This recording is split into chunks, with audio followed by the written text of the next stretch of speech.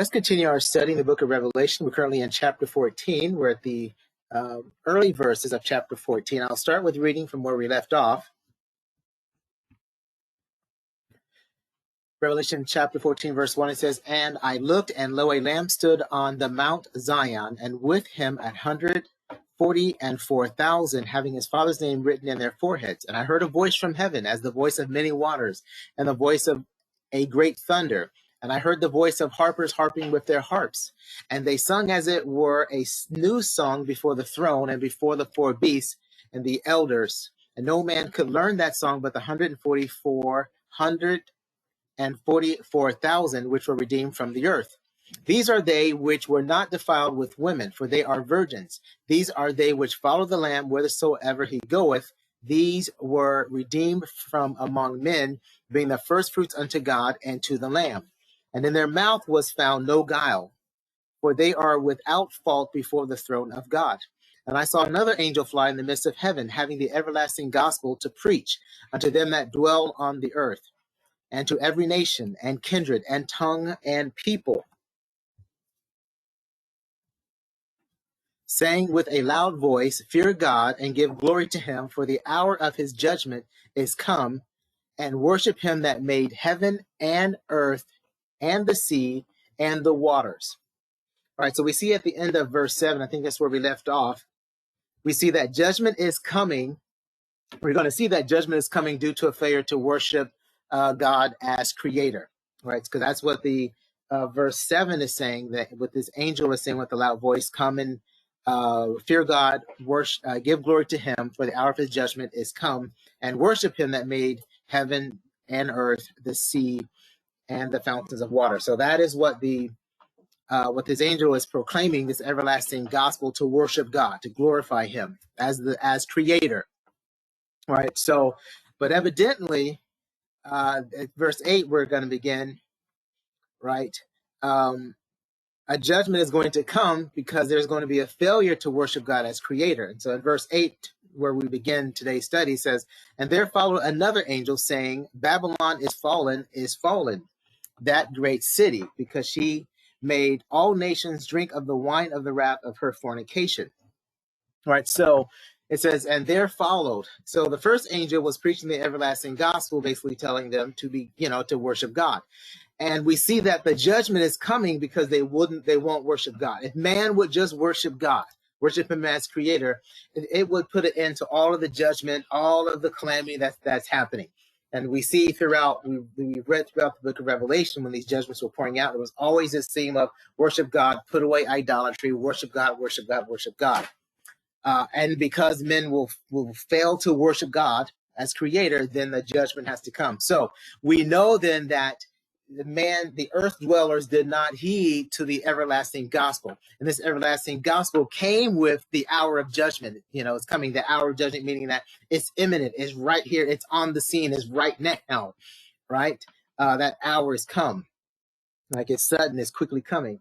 And they preach that it's coming, it's right around the corner. I mean, it's right upon you, it's right now in your face, but they refuse to hear that. So then we know they refuse to hear it because they're followed another angel, right? And the other angel is saying, you know what? Judgment is here. We told you in verse 7 that the hour of judgment is coming. You can avoid it by just fearing God, worshiping him, giving glory to him as creator. But we know they did not do that, because here follows another angel saying, Babylon is fallen. All right, so that means that the judgment is here. They're proclaiming the judgment is here. It's done. It's coming. It's imminent. It's over. It's a done deal. And so it says another angel come. So another angel we know is the second angel. The first angel was the one that gave the everlasting gospel. The second angel is the one that comes to bring that the judgment hour that was spoken of by the first angel is now here, right? And he brings this message. So again, we said chapter 14 is a prelude to the judgments of the 7 vows that these angels right now are talking about, that's going to be more elaborated on in chapter 15 and moving forward, right? So that's the other angel, is the second angel that is coming, and it talks about that Babylon is fallen. is fallen. It says it twice. So we know Babylon existed way back in the Old Testament time, right? But we're going to talk more about Babylon when we get to Revelation chapter 17 and 18. So I'm not going to go into the details about Babylon at this point because it's covered in further detail when we get into chapter 17 and 18. But we know that Babylon is Satan's headquarters since the beginning of the Old Testament, right? We know about the Tower of Babel and Nimrod. We know that the site of the Tower of Babel, it was the fountainhead of all false religions. Right, so we know that's where it all stemmed from there. One of the root false religions was Semiramis, and what's the other one? Horus. I'm trying to think of the other one. It was a little baby was born, right? But we know that was the fountainhead of all false religions stemmed from there. All forms of harlotry and idolatry stem from the Tower of Babel. Someone has a comment? Osiris? Yes, Osiris. Yes, thank you. Yes, Osiris. And so that was the foundations for all other religions stem from Semiramis, Osiris, and Horus, right?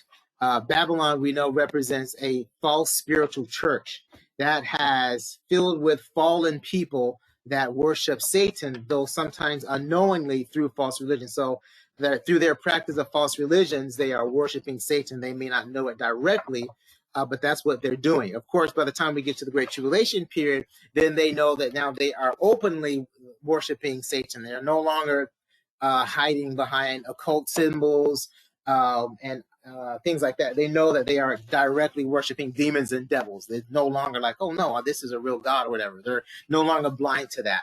They know that these represents demons and devils and represents Satan, that it's all part of a Satan worship. They know that there is a true God, but they are clearly are rejecting the true and living God and choosing idolatry and things like that, right, with the knowledge of what they're doing. We call it a false spiritual church in the sense that there is a true church, those that believe on Jesus Christ, that believe on the Son of God, that believe on the true and living God, that he sent his son to save us. And he's called out a people, a congregate of people that will serve and worship God.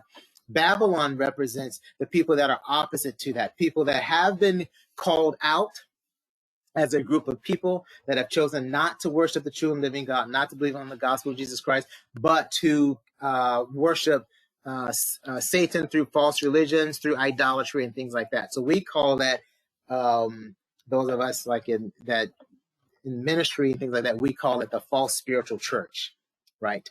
The book of Revelation kind of describes this to let us know that Babylon represents a false spiritual church, because in Revelation chapter 18, which I said we weren't going to go into details, but I'm just giving you some basic concepts here.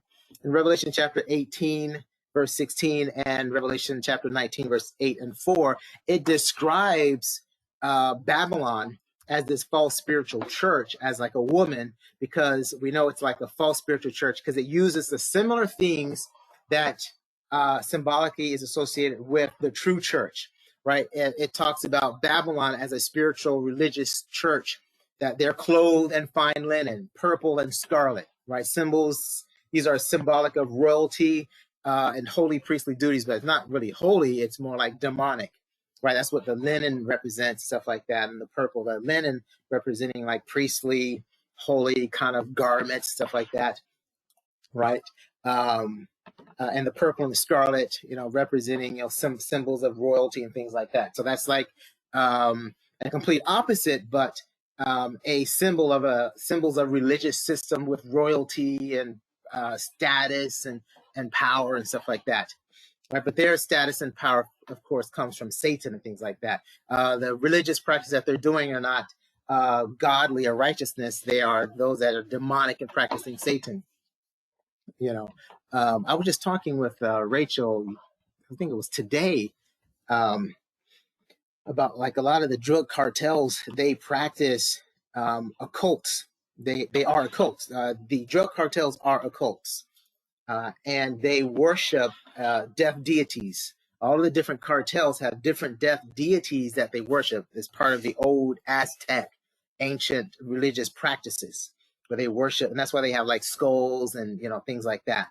They worship the deaf deities, and and when you join a cartel, become a member of a cartel, you go through a ritual process of having to pray to their deity, right? Performs rituals to their deity, and they burn candles. It's a whole religious process that you go through. And when they commit crimes and murders and stuff like that, fighting other cartels and stuff like, they pray to their deities to help them kill their enemy, destroy their enemy, stuff like that, or to keep themselves from being killed when they're going out and committing crimes and murdering and killing and stuff like that.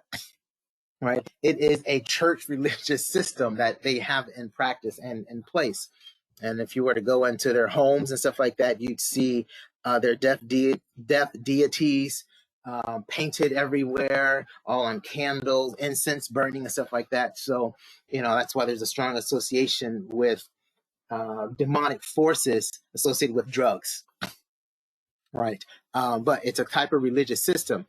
In Revelation chapter 17, verse 4, it describes Babylon, this false spiritual church, as being decked with gold and precious stones and pearls.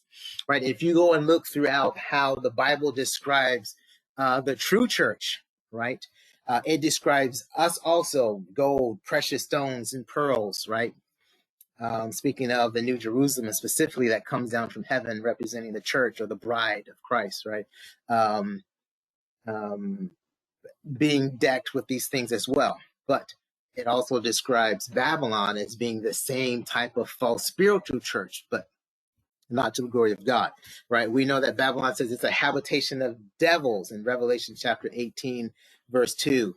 Right, in 2 Corinthians chapter 11, verse 13 through 15, Paul said that the things they sacrifice, the idols that they sacrifice to, they actually sacrifice them to demons and devils. So there is a spiritual aspect associated with Babylon as being this false religious church that is associated with demons and devils and spirits. Whereas in the true church of the living God, we have the fellowship of angels are with us. We have the Son of God is with us. We have the Holy Spirit with us. We have the presence of the Father with us, right? So there's a spiritual element associated with Babylon as this false spiritual church, right?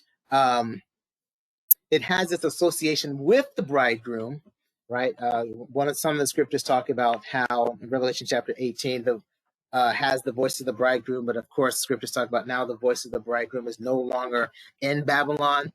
Right, so there is these two opposing opposites of a religious system. One being a true religious system serving and worshiping God. One being a false religious system that tries to present. It is a religious system, spiritual as well as earthly.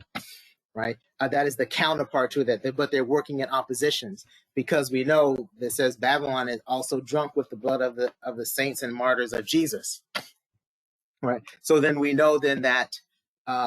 It actually is a false religious system that is actually working to destroy the true church, right? So Babylon represents it's a religious kingdom with a system of beliefs and practices, right? That is anti-God, anti-Christ, and against the saints. But it is a religious system, right? But it's a false church where there's worship,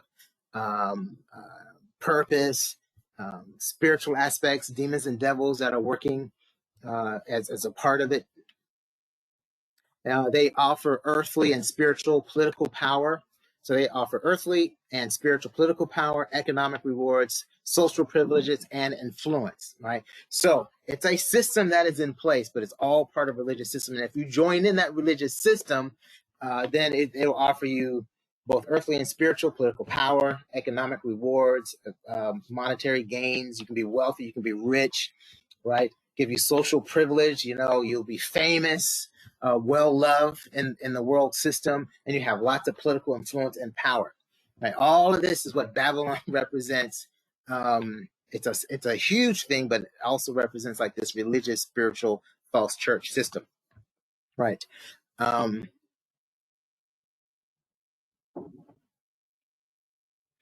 we talk about Babylon, one of the key things that describes Babylon as well is that it engages in sodomy, witchcraft, and sorcery. We're going to see that. Okay, so when we talk about and there followed another angel saying Babylon is fallen, it's this religious system, and part of there we said it has beliefs and practices. Part of the beliefs and practices of Babylon and its religious system, right? It is not keep yourself holy and sanctified, so your body is a temple of the Lord, acceptable unto God. No, it's the complete opposite of that, right? They engage in defiling and perverting their body, not making it a temple of the Lord, right? And so they practice and they engage in sodomy and sorcery and witchcraft, the complete opposite of what the true Church of Jesus Christ does, right? And so we see these two religious systems one representing the true church and one representing the false church, and they're completely opposite, right? And so that's why there's a scripture that called what we would call today would be earthly Jerusalem, right? But it was being described as a city which is spiritually called Sodom and Egypt. I didn't put that verse down there. I put it down a little later, but Babylon is spiritually called Sodom and Egypt, right? Because that's the practices that we see takes place in this religious system. So when you see homosexuality, that's a verse like it is, and we see all this everything about television and movies and toys, everything in this world now is just becoming full of sorcery and witchcraft. You're looking at the religious, spiritual, false church. That is what is known as Babylon, right?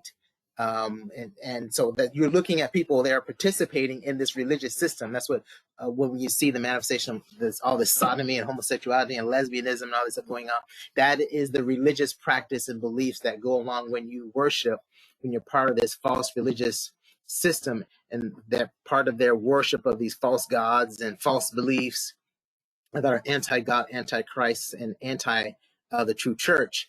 You'll see these people practicing sodomy and practicing elements of Egyptian, the levels of demonism that Egypt engaged in. You're going to see that.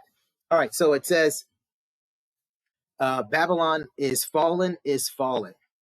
So many have said, okay, well, why is it mentioned twice? Is fallen, is fallen. There's multiple reasons why it could be mentioned twice. It could be mentioned that there was an earthly Babylon that rose up, right? It had all the elements of the Antichrist spirit present, right? The account where King Nebuchadnezzar built that whole idol and then told everyone to bow down and worship it, of course, and if you don't, you'll be killed.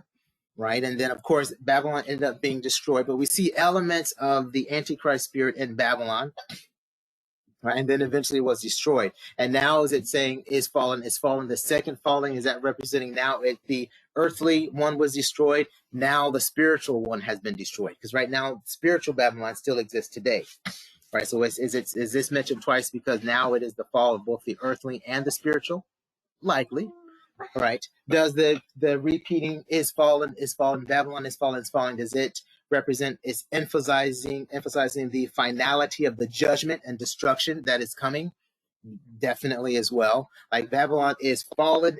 Like there is a finality of the judgment that the second angel is proclaiming, that this hour's judgment is come. It's final. It's complete. The judgment is complete, and it is Babylon is totally destroyed.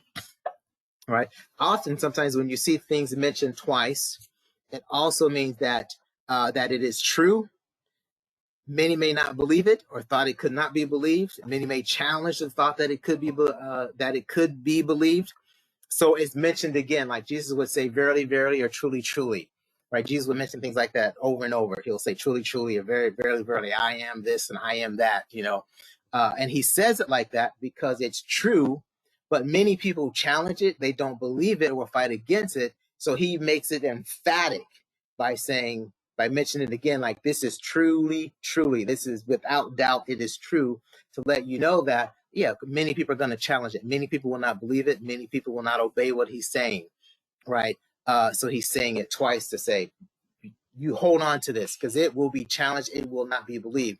And that's an aspect of what Babylon we're going to see. They were proud. They thought they could never fall. They thought they would go on go on forever. Especially when you look at how the Antichrist boasts himself and talks about himself and magnifies himself as if, like Satan did. Like I'm God. I will. Well, in the Old Testament, how Satan was saying he was going to set his mountain on top of his kingdom on top of the mountain of God and stuff like that, and overthrow him. Just bold. And proud, and so this fallen again just represent like, yep, it truly happened. You never thought it would come, but it finally came because Babylon continued for so long, for so many thousands of years, but he said, yep, it has finally fallen. God's mercy, his grace has been extended, but his final justice and purpose has come to an end, and it is emphatic. Right. But also another meaning of when something is mentioned twice is what I read in Genesis chapter 41, verse 32. Right. There was a prophecy that was given to Pharaoh during Joseph's time. Joseph had there was a long drawn out dream, basically, that just was about that there was going to be 7 years of prosperity in Egypt during Joseph's reign. It was a dream that was given to Pharaoh. And then following that was going to be then like 7 years of famine. Right. And it goes on talking about years of corn and all kind of things, cows dying and stuff like that. And Pharaoh, I think he forgot the dream or something like that. And then he said he was going to kill all those he was going to kill everybody that couldn't come up and tell him what the dream meant, or could tell him the dream, but he couldn't tell him what the dream was or whatever. They had to pull it out from, from out of a hat. Right. But Joseph was able to do it. And one of the things about the dream that Pharaoh had was that he dreamed this dream twice. Right. So it was mentioned to him twice. And so when you look at how this phrase is fallen, or you look at when Jesus said, verily, verily, or truly, truly, right? It means that it's established by God, and God will surely bring it to pass when he says truly, truly. So in Genesis chapter 41, verse 32, when Joseph is interpreting the dream to Pharaoh, he says, and for that the dream was doubled unto Pharaoh twice, it is because the thing is established by God, and God will shortly bring it to pass. So whenever Jesus would say like truly, truly, or verily, verily, he is saying that this is established by God, and God will bring it to pass. He will bring it to pass shortly. Right. And so I think when I look at, everything that I've mentioned about what it means for something to be mentioned twice, that it is true. When I look at a scripture that helps me, that supports this, I look at Genesis chapter 41, verse 32, that when it says it's fallen, I mean, God has established it, like it is determined.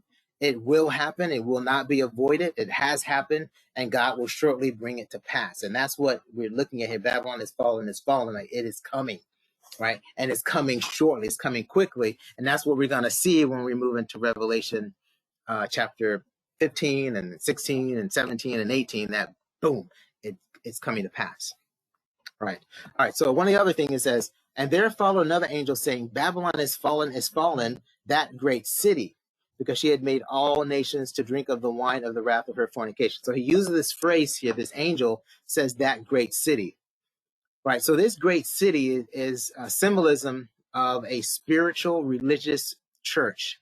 Right. We said it's engaged in sodomy and the Egyptian level of sorcery, witchcraft, and demonism.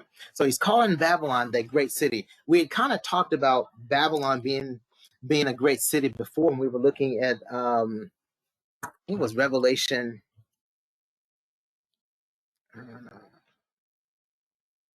maybe chapter 5 or something like that. No. I can't remember where it was at, but we had talked about in the New Testament, in the book of Revelation, when it talks about the great city, there are two great cities mentioned in the book of Revelation. One is Babylon, that great city, which we're seeing here. Babylon is fallen, that great city. And then there's another great city that is called New Jerusalem. Yeah. But in the book of Revelation, during the tribulation period, earthly Jerusalem, because it has been overrun, when it becomes overrun with the Gentiles and with the Antichrist, and he moves in there and brings all of his blasphemy into earthly Jerusalem, and the bride, the voice of the bridegroom has gone out. Right? I'm not quoting those scriptures, but those who are familiar with the scriptures are familiar with scriptures that talk about how the voice of the bridegroom has gone out of Babylon. Right? When the church is removed out, when all of the prophets have been killed off, and the 144 all have been killed off, right? And Jerusalem, earthly Jerusalem, has been taken over by the Gentiles, by the Antichrist. The Bible does not, in the Great Tribulation period and in the Book of Revelation, does not call earthly Jerusalem the Jerusalem in the same sense of how we call it Jerusalem. It doesn't call it like that. It doesn't call Jerusalem like the great city like that.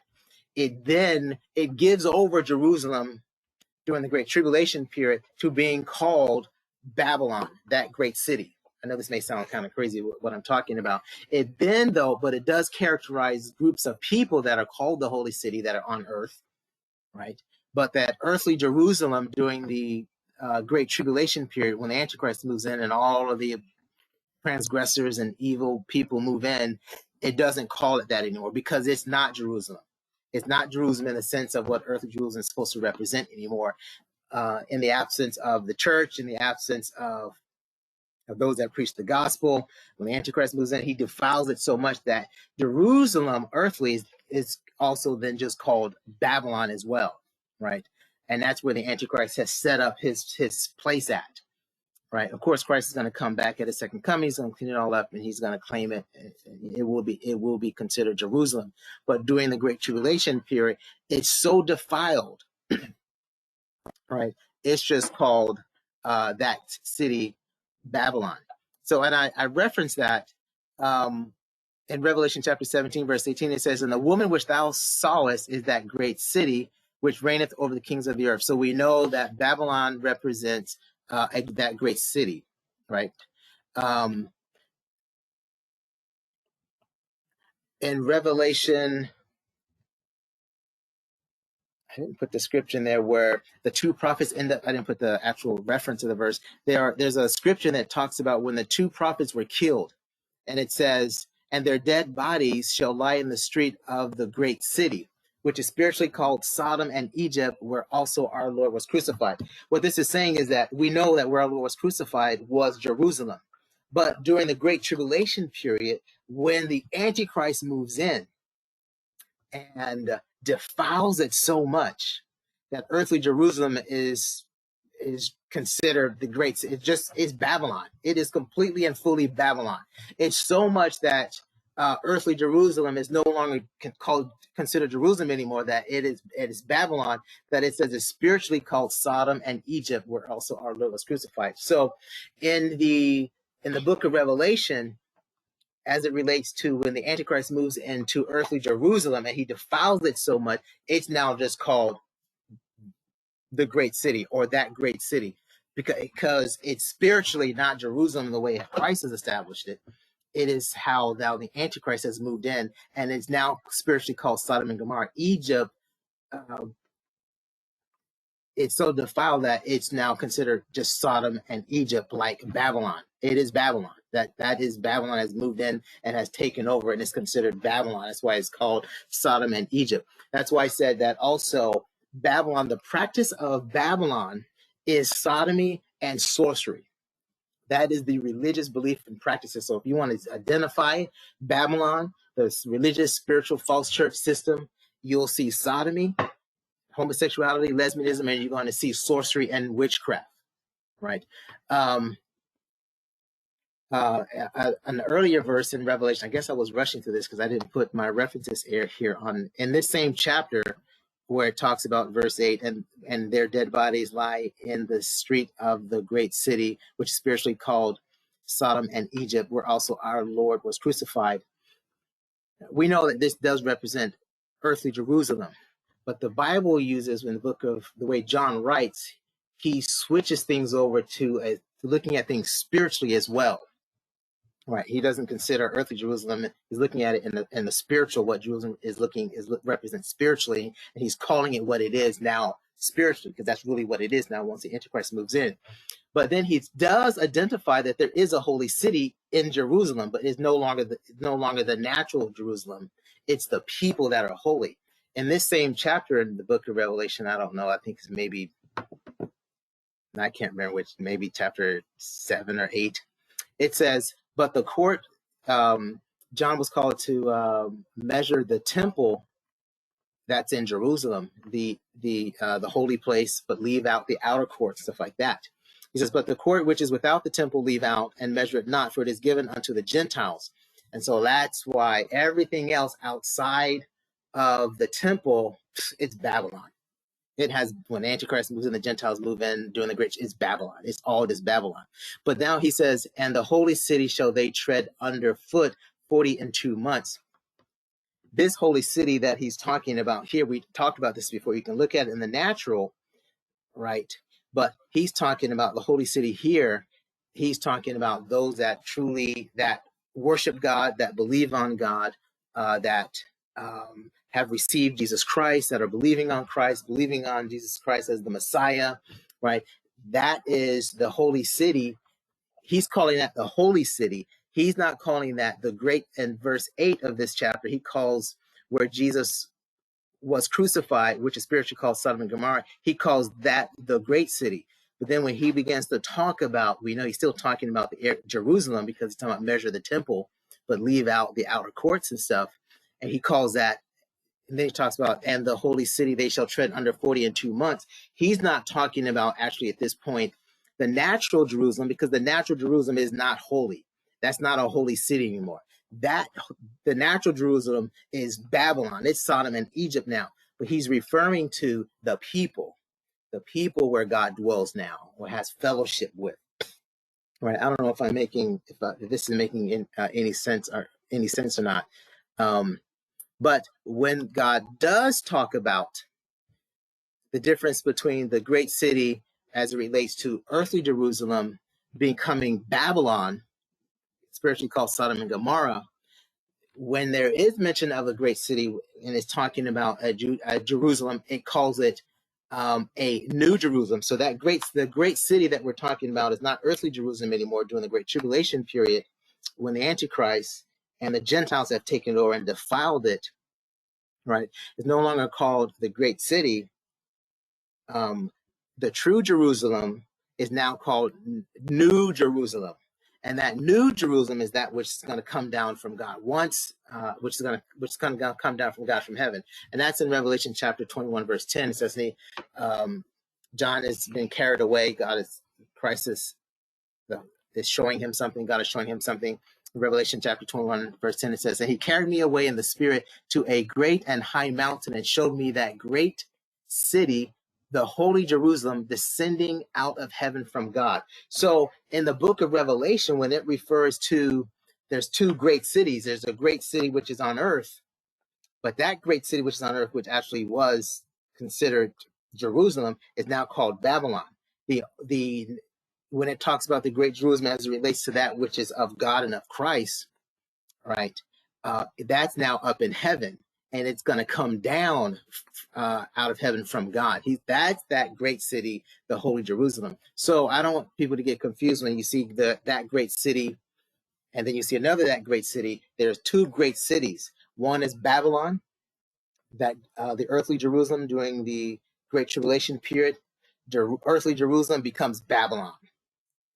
And it becomes so defiled that it is no longer considered Jerusalem anymore. And then there is now then replaced with a new Jerusalem, which is where the God has his habitation with, Christ has fellowship with. That's the people of God. That's the true worshipers of Christ and the worshipers of God. And that is going to come down from out of heaven from God.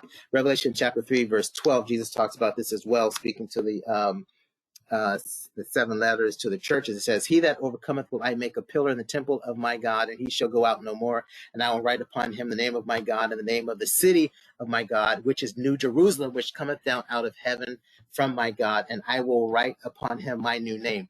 This is the New Jerusalem that's going to come down, right, and be established on the earth. The current one that is there during the Great Tribulation period before the second coming of Christ, that just has become just Babylon, that great city, which is speaking of the Sodom and Gomorrah, or Sodom and Egypt, Babylon. All right, I think I'm gonna pause here. Any comments or questions? I guess the better way to say it would be, would anyone like to add any corrections or mistakes, or add any additional comments?